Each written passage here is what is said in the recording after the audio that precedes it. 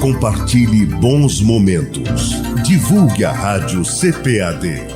www.radiocpad.com.br.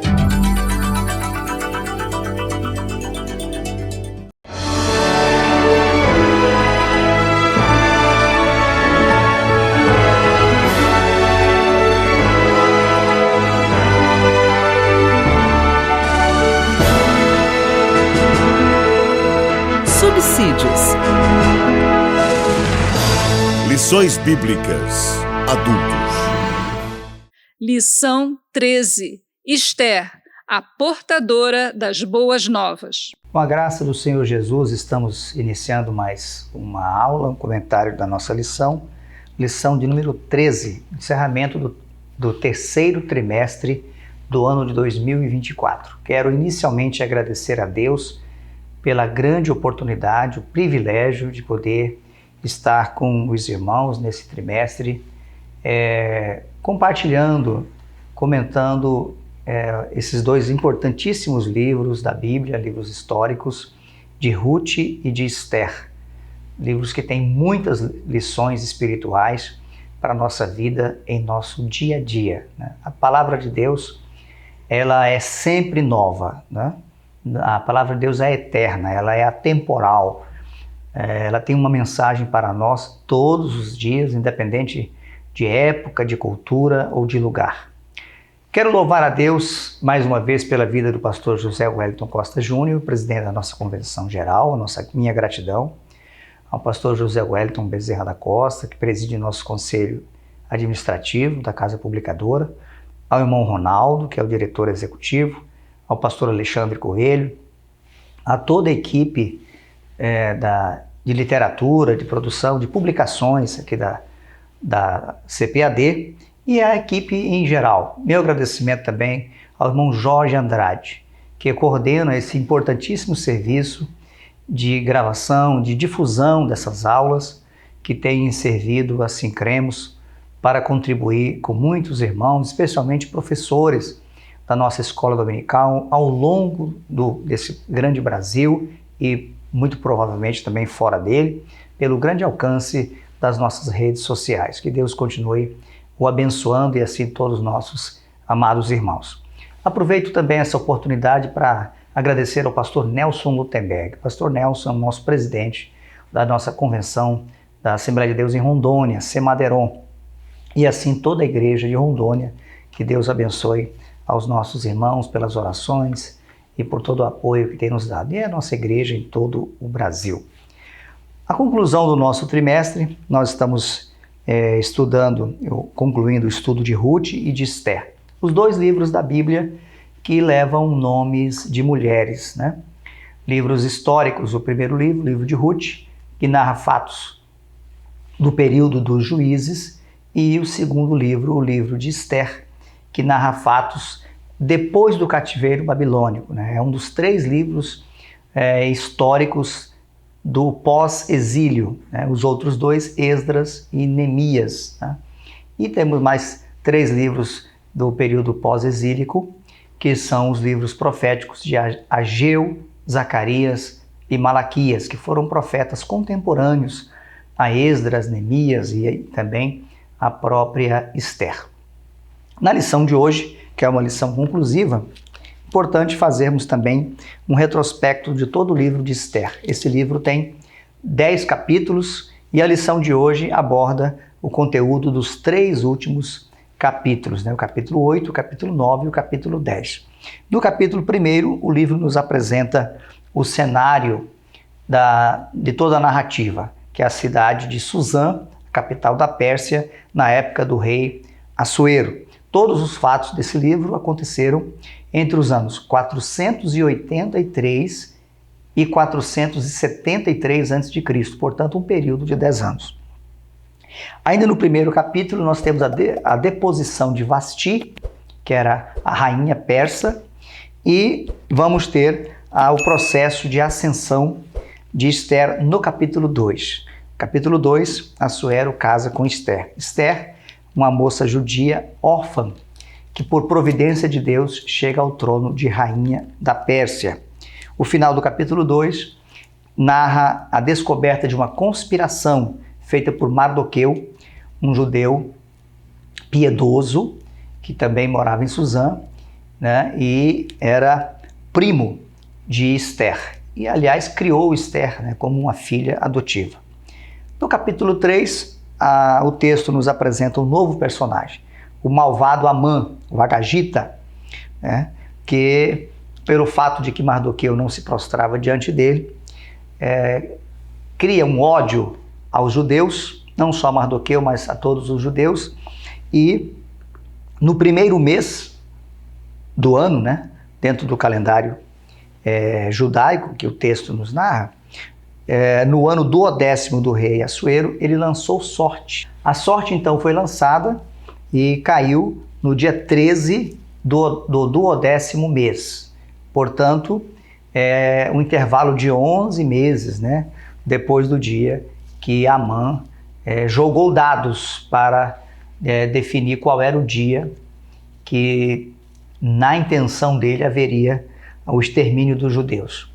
E após isso, então, Esther e Mardoqueu, usados providencialmente por Deus, vão trabalhar para o livramento dos judeus. Capítulo 4, então, nós temos a consternação e a tristeza dos judeus. Todos os judeus de todas as 127 províncias, né, entraram em profundo lamento.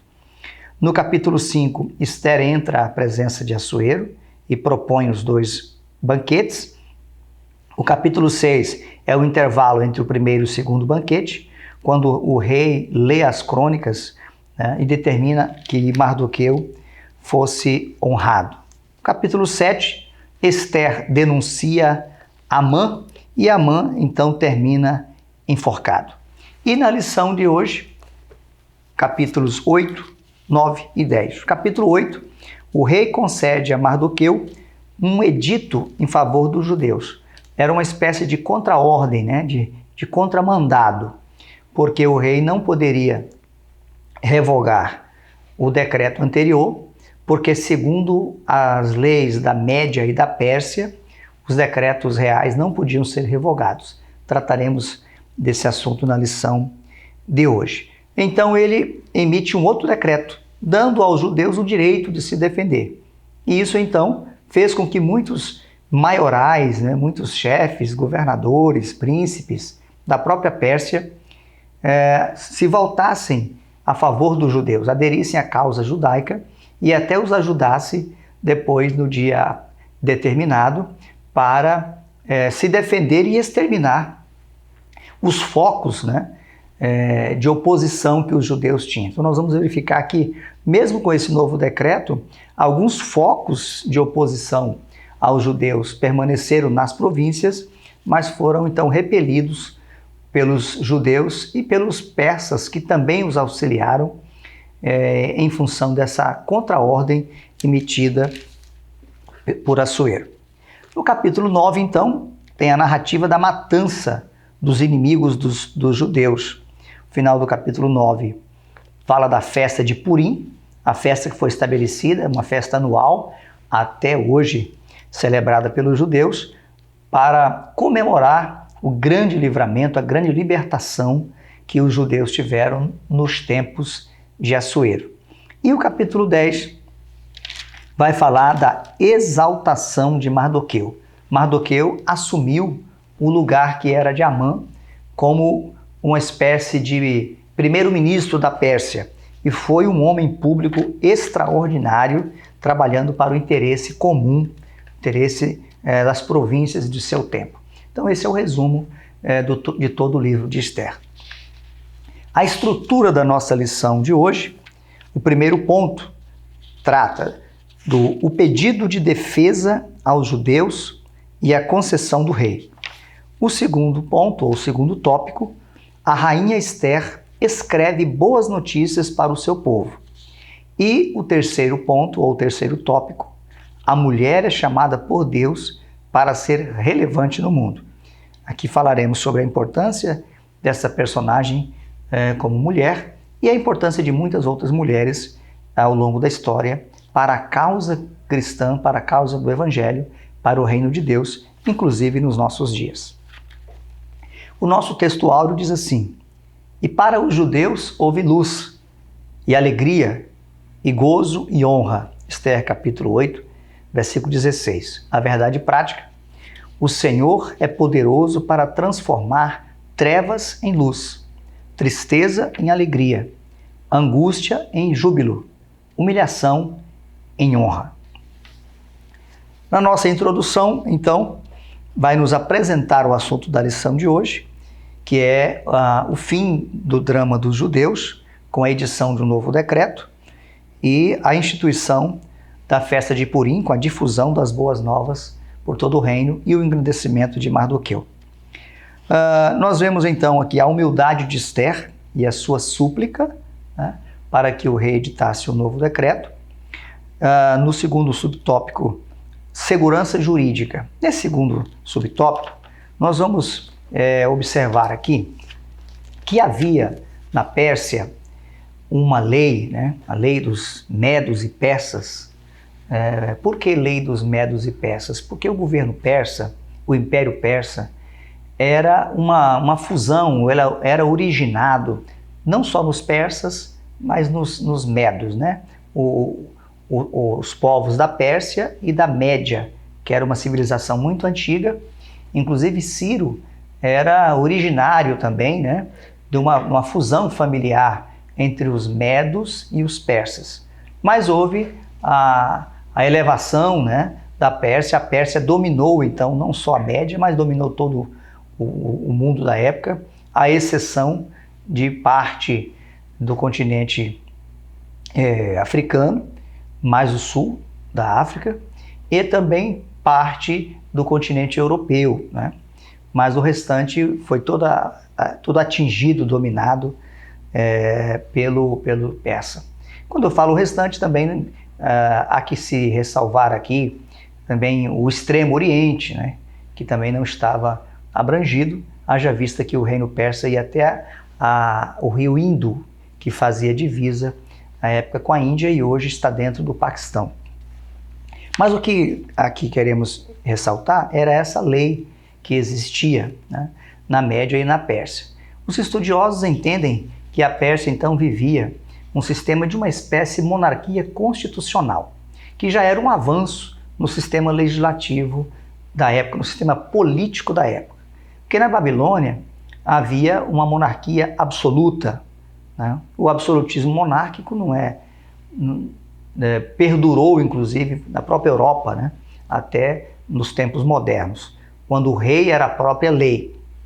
Mas aqui interessante que na Pérsia, embora todas as excentricidades, as tiranias e até algumas bestialidades, atrocidades de alguns imperadores persas e de outros membros da casa real persa, mas havia ainda uma certa segurança jurídica, porque havia uma lei de contenção, né, que impedia que aquilo que o rei decretasse, ele mesmo viesse revogar. Então, isso dava uma certa segurança jurídica, uma certa previsibilidade.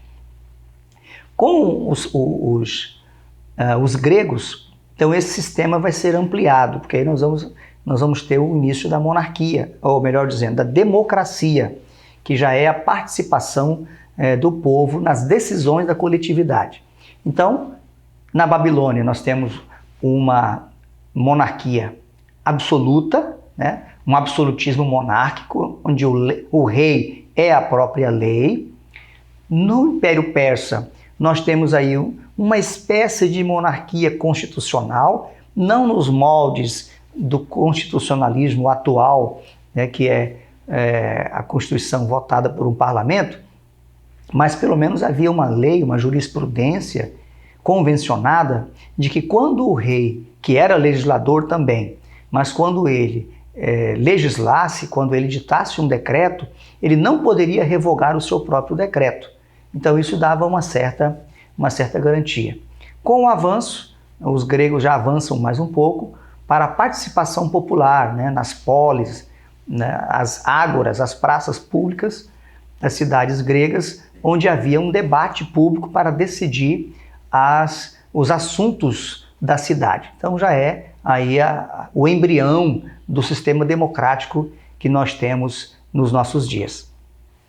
Depois da Revolução Francesa, que ocorreu em 1789, foi implantado então o chamado sistema de tripartição de poderes, que foi gestado, idealizado pelo francês, um cientista francês, cientista político, né, Montesquieu, que viveu algumas décadas antes da Revolução Francesa, foi um defensor, um dos idealizadores, né, da própria Revolução, e gestou um sistema de governo que previa uma tripartição, que é o que existe hoje nas democracias mundo afora, com alguma variação entre um sistema ou outro de governo, mas via de regra o Estado está sustentado por 3 poderes, né? O legislativo, o executivo e o judiciário. Então é a chamada tripartição de poderes, né? Onde o legislativo legisla, o executivo executa as leis, inclusive as leis orçamentárias, que são os investimentos, aplicação dos recursos, e o judiciário julga os atos do executivo, do legislativo e da sociedade, se realizados ou não de acordo com a lei. Então esse é o poder judiciário. Por isso se costuma dizer que o legislativo trabalha com o futuro, porque ele legisla, né, em relação a atos que vão acontecer. O executivo trabalha com o presente, ele executa ações para o nosso dia a dia. E o judiciário trabalha com o passado, porque ele julga fatos que já ocorreram. E esse sistema democrático que existe hoje, que na maioria, né, dos países, tirando naturalmente aí os países onde existe ainda o autoritarismo, né, o totalitarismo, é que Winston Churchill, que foi o mais notável de todos os primeiros ministros britânicos, ele dizia, tem uma frase dele que tem várias versões, mas mais ou menos o sentido é o mesmo: a democracia é o pior dos regimes políticos, mas não há nenhum sistema melhor do que ela. Então, do que se tem hoje dentro da criação humana, a democracia é o menos ruim dos sistemas.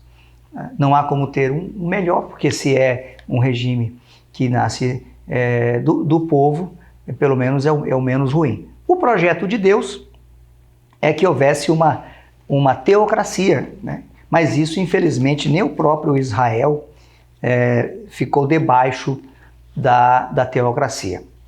Em Deuteronômio, no capítulo 17, né, Moisés escreve aqui já um conselho de Deus, uma recomendação, uma lei de Deus para o período monárquico, né? E aqui diz assim, capítulo 17 de Deuteronômio, versículo 16 em diante. Porém, não multiplicará para si cavalos, está falando do rei, ordens para o rei, nem fará voltar o povo ao Egito para multiplicar cavalos, pois o Senhor vos tem dito, nunca mais voltareis por este caminho. Tampouco para si multiplicará mulheres, para que o seu coração se não desvie, nem prata nem ouro multiplicará para si.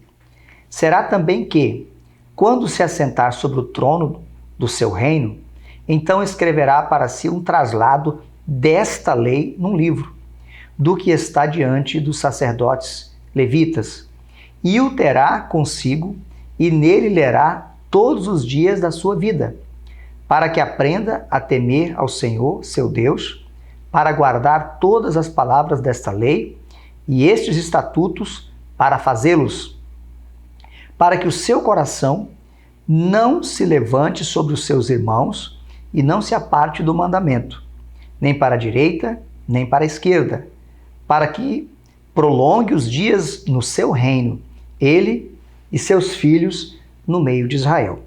Então essas eram as leis, era a vontade de Deus, os mandamentos de Deus para a monarquia judaica, porque Deus, na sua presciência, já sabia que o povo iria desejar um rei. Então aqui estão as normas que esse rei deveria seguir. E aqui está muito claro que o regime seria teocrático, porque a lei que seria observada era a própria lei de Deus, era a própria Torá, o próprio Pentateuco. E aqui os conselhos práticos, né, os conselhos práticos para a monarquia. Então, a teocracia pressupõe isso. O rei deveria estar debaixo da lei de Deus. Na monarquia, ou melhor dizendo, na democracia, o rei deve estar debaixo, e todas as autoridades, né? Rei aqui no sentido de autoridade, deve estar debaixo das leis do país. Então é muito triste quando se observa exemplos de práticas que quebram o ordenamento jurídico. Nenhum poder, nenhuma autoridade está acima da lei. Todas as autoridades devem orientar a sua conduta de acordo com as leis do país, especialmente a Constituição. Quando se pretende alterar uma lei, as autoridades não podem fazê-lo por vontade própria. No regime democrático, quem vota as leis é o parlamento. E o parlamento é composto por representantes do povo. Então, as leis ordinárias e também a Constituição, elas têm que ser votadas, alteradas, se for o caso, pelo parlamento. Não pode, inclusive as interpretações constitucionais, têm que obedecer princípios que a própria Constituição estabelece. Então, não pode haver um extravasamento do sentido, do alcance da lei. O pensamento progressista, existe aí o chamado neoconstitucionalismo, onde que a vontade dos intérpretes, por vezes, está sobrepondo o espírito da lei. Não é mais aquilo que a lei diz, a vontade do legislador, mas a vontade do intérprete. Que oremos mais pelas autoridades do nosso país, para que Deus dê ao nosso país o mínimo ou a segurança jurídica, constitucional necessária para que os poderes funcionem e a sociedade tenha mais confiança nas autoridades, porque todas elas são constituídas por Deus e a vontade de Deus é que elas possam agir para o nosso bem, para o bem de toda a sociedade. Lá na Pérsia, então, como o rei não poderia violar o ordenamento jurídico que estabelecia que o seu decreto não podia ser revogado, ele então edita um outro decreto. Essa mesma ocorrência aconteceu nos dias de Daniel, lá no livro do profeta Daniel, quando Dario decretou que por 30 dias ninguém poderia fazer a petição a qualquer pessoa, ou entidade, ou divindade, que não fosse ao rei. E quando ele soube que Daniel estava orando, e aquilo implicaria em ele ser lançado na cova dos leões, Daniel capítulo 6, versículo 14, diz que o rei ficou muito penalizado. E ele propôs no seu coração livrar a Daniel. E trabalhou o dia inteiro, até o pôr do sol, trabalhou para salvá-lo. Então veja, o rei Dario trabalhou durante todo um dia para tentar salvar a Daniel da cova dos leões. Mas ele não pôde fazê-lo porque ele estava adstrito, subordinado àquela lei geral que havia, que era da irrevogabilidade de um decreto do rei, um decreto do imperador. Então aqui é um exemplo, igual esse que nós estamos vendo aqui hoje no nosso comentário em relação ao livro de Esther. Mas como não poderia ser revogado, foi emitido, como já falamos, um novo decreto, e esse decreto permitia aos judeus se defenderem. E nessa defesa, então, só na cidade, ou na cidadela de Suzã, foram mortos 500 homens, incluindo os 10 filhos de Amã. 75 mil mortos em todo o reino persa. E no dia seguinte, no dia 14, mais 300 mortos na cidade de Suzã.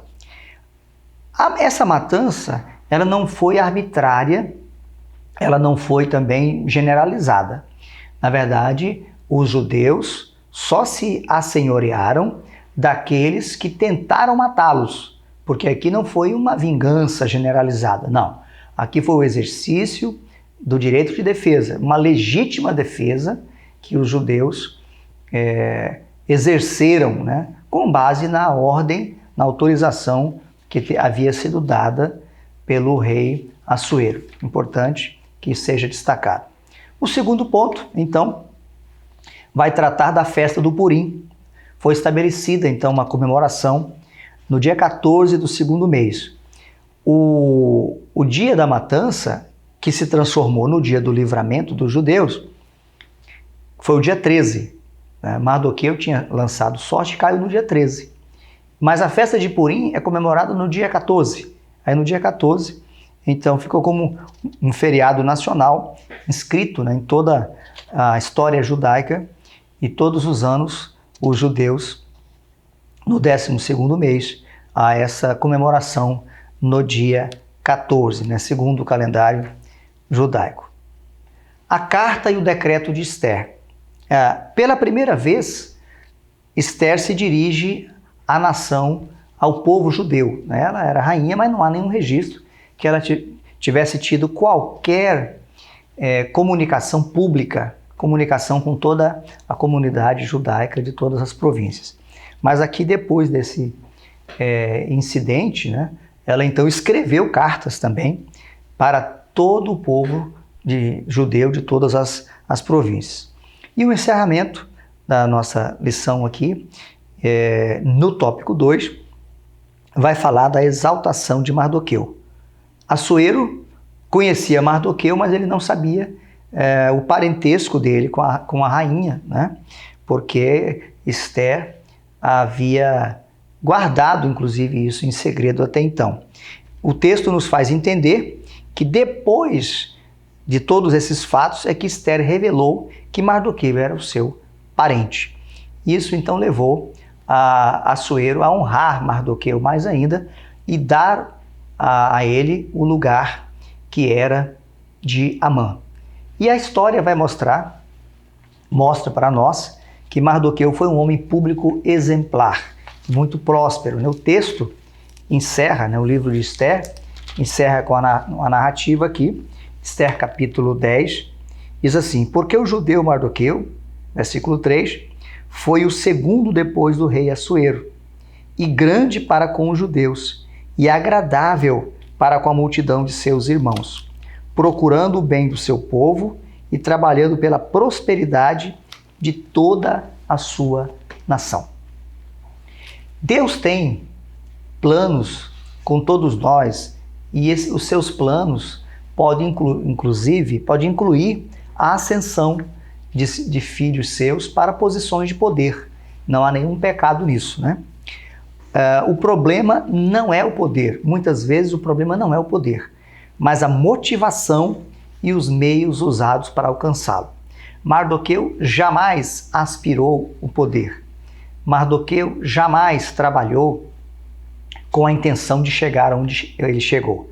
Mas Deus o levou até lá.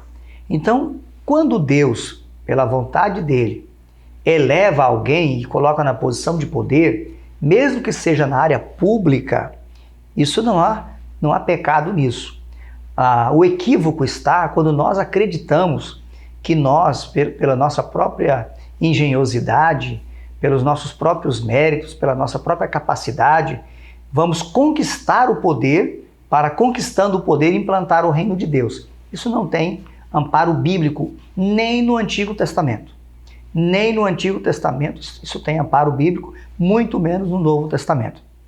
Todos os homens que Deus colocou em posição de autoridade, ele o fez por sua iniciativa, por sua soberania e para seus propósitos.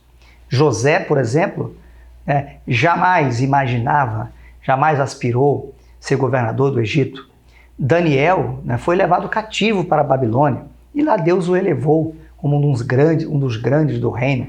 Chegou a pertencer ao grupo dos 3 príncipes, inclusive já no período da Pérsia. E agora mais um, Mardoqueu. Agora, quando nós, e assim Deus nos livre, Deus nos guarde, aspiramos o poder por vaidade, isso nunca dá certo. Agora, se Deus tiver um propósito com qualquer cristão de colocá-lo em qualquer posição, em qualquer esfera de poder, seja no executivo, legislativo, judiciário, ele o fará e o nome de Deus será glorificado. Agora, acreditarmos que isso também é a solução para a implantação do reino de Deus, aí também é um grande equívoco teológico, porque o reino de Deus não será implantado através das estruturas. O catolicismo romano tentou implantar a fé cristã, a fé católica, pela força, e matou muita gente, inclusive por causa disso, inclusive muitos judeus. Forçou muitos judeus a se converter. A fé não é pela força, né? Como a palavra de Deus já nos diz, né? Nem pela força, nem pela violência, mas pelo meu espírito, diz o Senhor dos Exércitos. Então a pregação do Evangelho no poder de Deus é que converte o coração do pecador e transforma a sua vida. E esta vida transformada vai glorificar a Deus onde Deus quiser levar essa pessoa e, inclusive, se for o caso, na área pública. Não há nenhum problema nisso. Concluindo a nossa lição de hoje, a mulher é chamada por Deus para ser relevante no mundo. Uma mulher notável. Tanto Ruth quanto Esther foram mulheres notáveis. Elas agiram dentro do papel que é dado à mulher. Relembrando aqui a história de Ruth, vamos verificar que ela tem um testemunho de que foi uma boa esposa e foi uma excelente nora, inclusive. Noemi dá esse testemunho. Depois ela se torna ali aquela amiga inseparável da sogra, trabalha de maneira muito humilde para cuidar da sogra e Deus permite a ela agora um novo casamento. Então ela agora vai ser também novamente uma esposa exemplar e também uma mãe exemplar. Deus pode usar as mulheres sem inversão de papéis. Deus fez macho e fêmea. O homem tem o seu papel e Deus o usa dentro do seu papel. E a mulher tem o seu papel e Deus a usa também dentro desse papel. Não há confusão de papéis e não há inversão de papéis. É claro que a vida do homem e da mulher é uma vida colaborativa. É um contribuindo com o papel do outro, né? Mas não invertendo, não confundindo os papéis. A vontade de Deus nesse aspecto, ela é muito clara. Deus não entra nessa banal guerra dos sexos, né?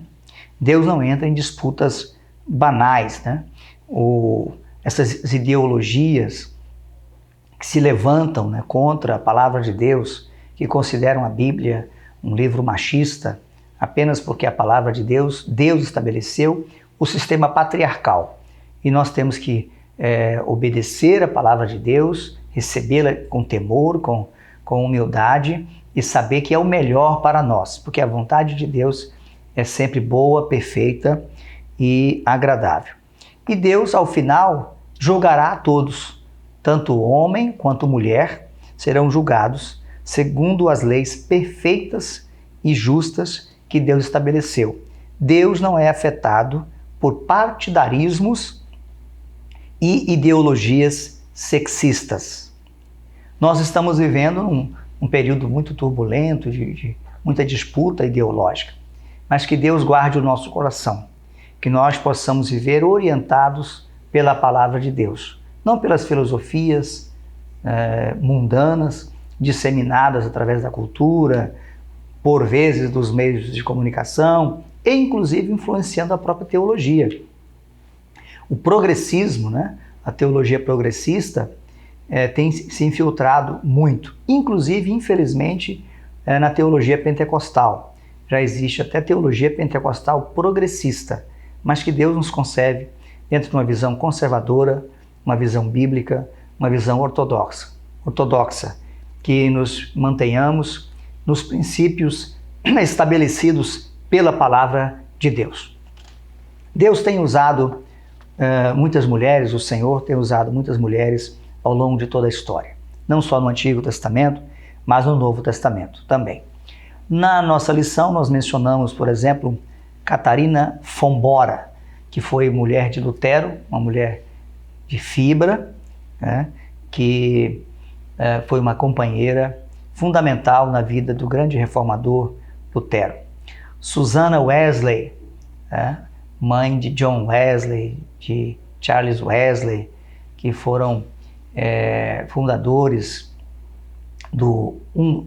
dois dos fundadores, né, do movimento metodista, né, jovens que criaram ali o chamado Clube Santo, e o metodismo teve uma influência muito grande, né, para o evangelicalismo, né, para as igrejas evangélicas de toda a história.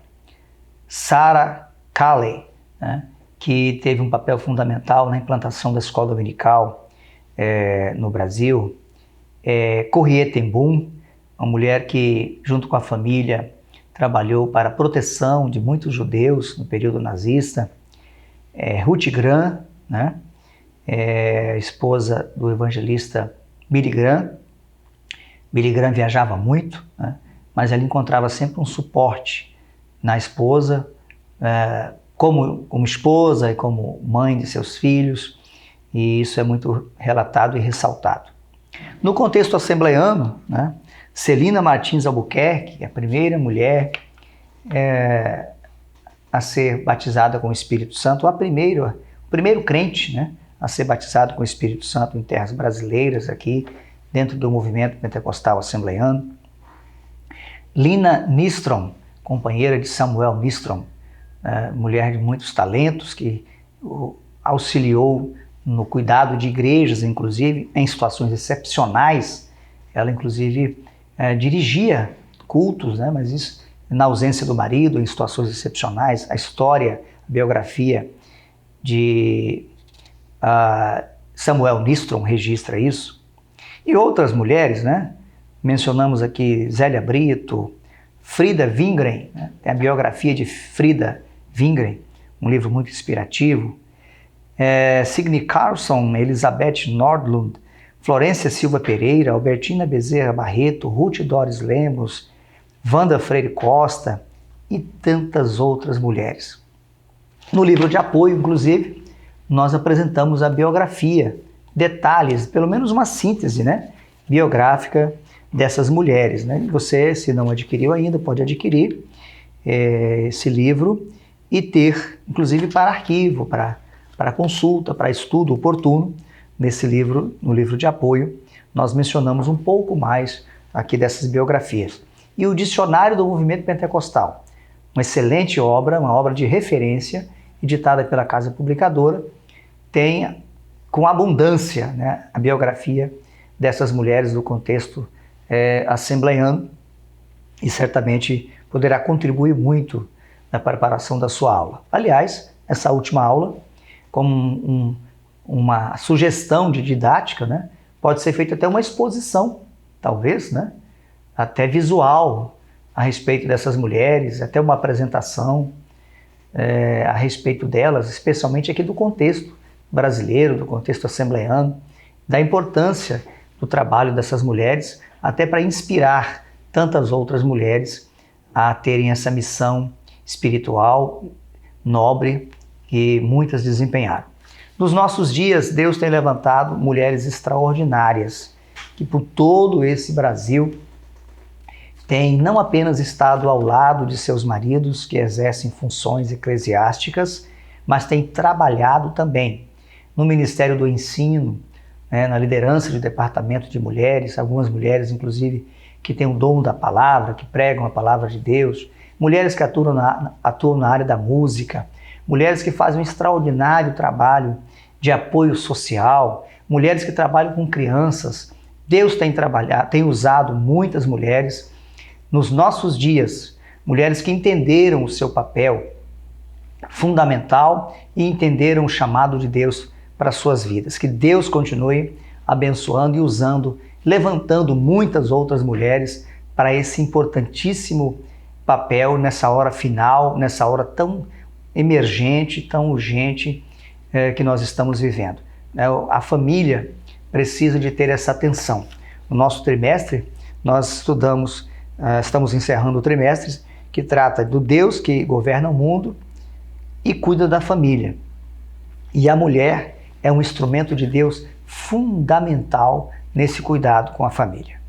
Que Deus te abençoe grandemente. Desta forma, nós estamos com alegria e gratidão concluindo o estudo dos livros de Ruth e de Esther.